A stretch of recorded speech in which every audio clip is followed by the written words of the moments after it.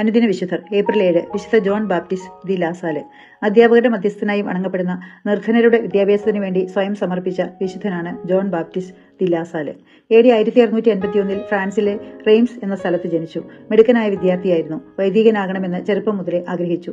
16-ാമത്തെ വയസ്സിൽ റെയിംസ് കത്തീഡ്രലിന്റെ കാര്യക്കാരനായി. സെമിനാരിയിൽ ചേർന്ന് 27-ാമത്തെ വയസ്സിൽ വൈദിക പട്ടം സ്വീകരിച്ചു.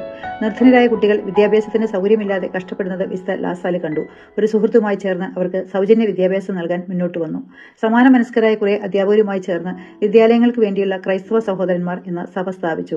പാവപ്പെട്ട കുട്ടികൾക്ക് വിദ്യാഭ്യാസം നൽകുന്നതിന് വേണ്ടി ഫ്രാൻസിനകത്തും പുറത്തുമായി നിരവധി സ്കൂളുകൾ സ്ഥാപിച്ചു. അധ്യാപകരെ പരിശീലിപ്പിക്കുന്നതിന് വേണ്ടി ട്രെയിനിംഗ് കോളേജുകളും. മാതൃഭാഷയിൽ കുട്ടികളെ പഠിപ്പിക്കണമെന്ന നൂതനമായ ആശയം വിശുദ്ധ ലാസാല് മുന്നോട്ട് വെച്ചു.